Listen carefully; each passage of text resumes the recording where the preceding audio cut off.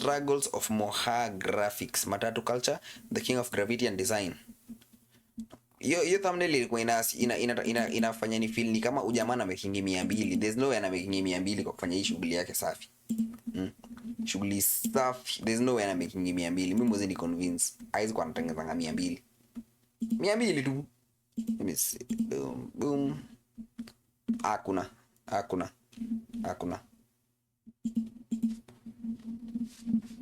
Play. Hi, we are all culprits of looking back at beautiful things, and especially if the said things are a good assembly of Matatu art. What we are not culprits of is wondering how they came to be or the personalities behind them.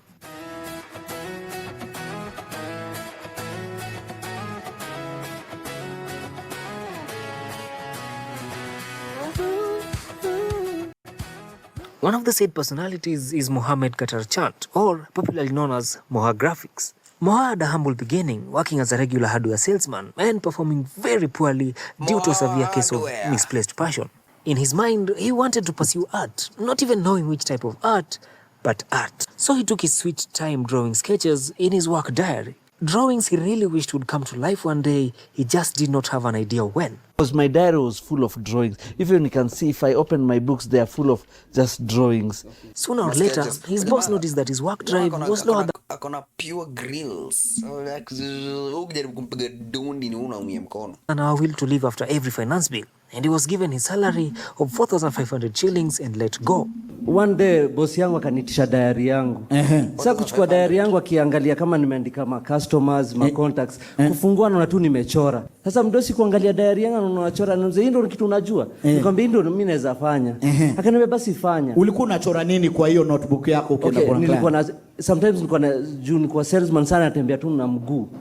So nilikuwa nakaa chini mahali stage, mtu akipita naangalia shati amevaa hiyo design, naanza kuidraft. Mara kidogo naweza ona mtu amepita au gari imepita, nichore hiyo gari alafu niweke design. He's an artist, bro. He's an artist. Oh,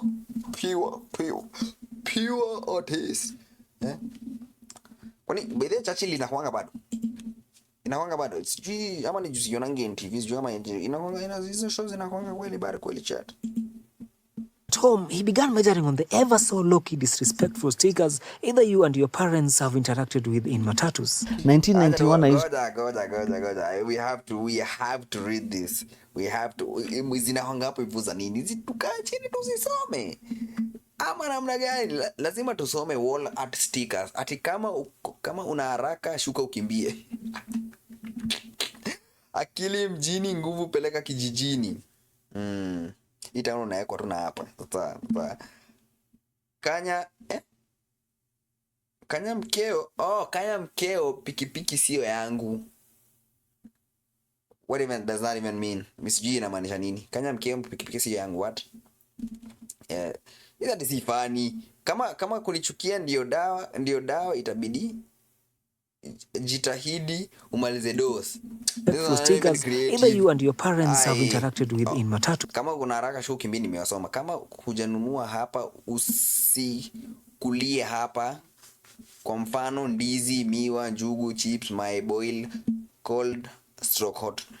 What the hell even is a cold dog? Unajua hizi stickers zingine mwenyewe. Who is the person that is creating, printing and making these things? We need to find that person and slap him. Hii maneno kunitusitusi kama sina fare, sijui. Karawa lipe gari. Dawa ya deni ni kulipa, si kubadilisha njia. Kuna mtu anakopanga gari barabara ya lami. But then anatengeneza hizi stuff. Hizi stuff unajua imefika mahali sasa unaona tu zimetengenezwa, zimeprint, zimebandikwa kwa gari. Well, si gari zote, excuse gari zote zinakuanga na hizi sticker. But we need to find out whoever is in charge of making these things. But see funny. It's another see funny. 1991 I used to make those small stickers for Matatus inside, like if the music's too loud. Kumeni Moha ni wewe unafanyanga hii kazi. Wewe acha wewe. Wewe Moha bana, zingine bana hadi zibambi jamani. Kuna zingine zinanga tu bangers. Kuna matatu nyingine man nilipandanga tu nikasikia kulipa ilikuwa gari mati ya 30 nikasikia kumlipa 40. When you're too old, if something is too hot, those small slogans we used to put those days. Yeah. Around 1999, he went to a nearby garage where he met a friend who needed his vehicle decorated. And so he was given the job. So kuna mdosi fulani nishamfanyia job, akaniona akaniambia, Moha, unafanya nini hapa? Nikamwambia sikizi nachora ma3. Akaniambia unachora ma3 na sijui. Sijawahi hata gusa matatu hivi body kuchora. Akaniambia kama na gari yangu hapa. Akanionyesha ma3 ndio hii. Sasa unajua wakati hizo ma design walikuwa wafanya vitu zile tunafanya sasa hivi. Walikuwa wafanya vitu extreme, walikuwa wanaguza guza. So niko na tu watu wanafanya hivi, niko na mtu anaeka tape, mwingine anakata sticker.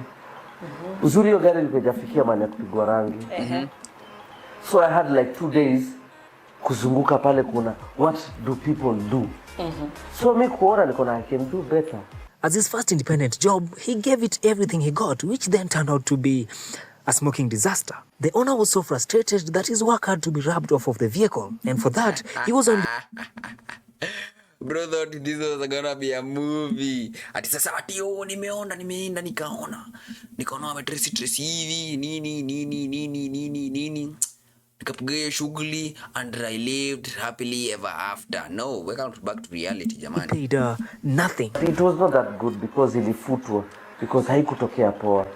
Mwenyewe alijam karibu hata nirudi home nikilia nikiambia sistangu ile gari nimechora imefutwa. He then went from garage to garage looking for work. At this point, he already knows nothing about the job, but he desperately needs it. So hivyo tu pole nikakuwa natembea na bagi yangu, nazunguka tu kwa magarage. As luck would have it, a friend called him to his garage and told him that his usual designer was away for some reason. And again, he was given a bus to work on. Nashukuru Mungu kapata na mzee fulani hapo California. Garage moja ilikuwa inaitwa Intersport, mzee Kabodi. Akaniambia kuja ndakupatia job hapa. Kule jamaa alikuwa anaweka tinta hapo nini aliendaga. He showed up to the scene trembling with fear of losing yet again. Nikaingia hapo sana tetemeka. Nakwambia tunaingia kwa gate nashikilia gate nikaa nataka kuteleza. Sasa nimejiingiza mahali siwezi. Sasa kuingia akaniambia gari yangu ndio hii. Sasa nataka kesho ukuje tukoroge rangi. Sijui kukoroga rangi. Na nataka unichore design. Nikamwambia design ngoja ndakuletea. Nikamtolea diary imejaa design yangu ya salesman. Nikamwambia chagua tu hapa. Akaangalia akaniambia hii. Sasa mimi naona hii amenionyesha. Sasa mimi najua kuchora kwa karatasi nitaiwekaje kwa gari.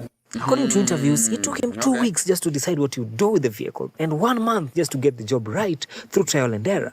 It took me like a whole month, 2 weeks thinking how I'm going to draw a whole circle. Wow. But ideas ikakam nikafanya. Ilikuwa poa vile. His much awaited breakthrough came in 2004 when he worked on a 14-seater matatu known as Ganja Farm, on which he did a couple of things, including installing huge rear wheels that raised the vehicle some kind of way. It became an instant hit. Hiyo Ganja Farm. So Mohando alianzisha hii trend hizi mambo Kenya tu zimeinua haga juu. Okay. You have to respect the art. You have to respect the influential art that changes the scene. You have to respect it. Ilikuwa vijana wa Hindi. Hiyo job ilikuwa ipatiwa mtu mwingine. But mimi sasa huyo mtu kama alikuwa yuko.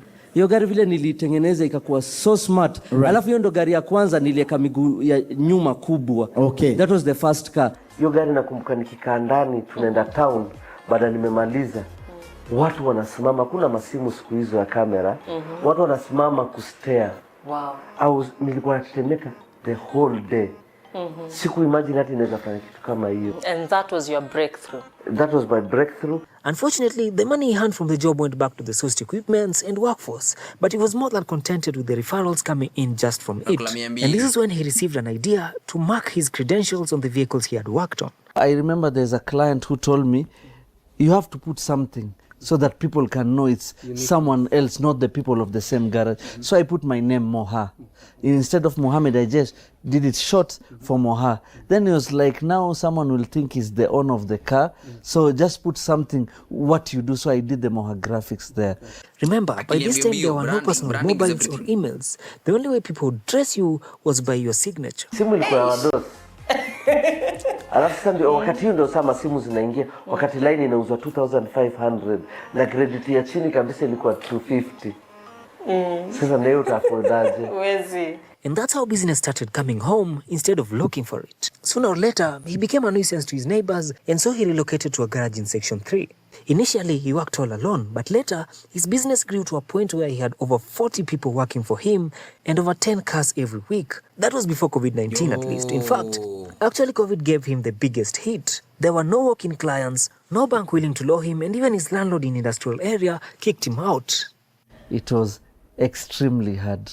Atuenda. Alhamdulillah, we went through it, but I really got some really big challenges because I was not here. I was in industrial area. At that time where I used to be, I used to pay a rent, very high rent, and I didn't have job from March, April, May, June. So rent compiled. COVID ilimesikia By mundu July, bana. I was kicked out. I'm still paying the debts till now. Today, he has become one of the most prominent designers in matatu culture, working on cars, buses, motorcycles, helmets, everything, Manduthi. and has trained at least 200 people over the years. Currently, he markets himself through social media posts and referrals from satisfied customers. Okay. And with that, he leaves us with an advice. So mimi naambia vijana, sasa hii kila mtu anaenda kazi, nataka kazi, hakuna. Nataka hii, hakuna. What do you do? Think of what you can do. Mtaani watu wanapenda nini? KDF. Enda kwa bakery, ukisha KDF, anza kuzungusha. Hiyo kuzungusha kwa KDF, ndio kuja kumeet the right person, ule atakupatia breakthrough. Chat W Moha bana. Chat W Moha. That was peak. That was peak. Huh? That was peak though. I won't even lie. That was peak. W Moha. Because hizi mamanganyo alianzisha yeye among the few people alianzisha hizi stuff to a point that sasa imekuwa a whole thing in itself. Yeah. Landmark. Everybody knows that we have walking clubs on the road.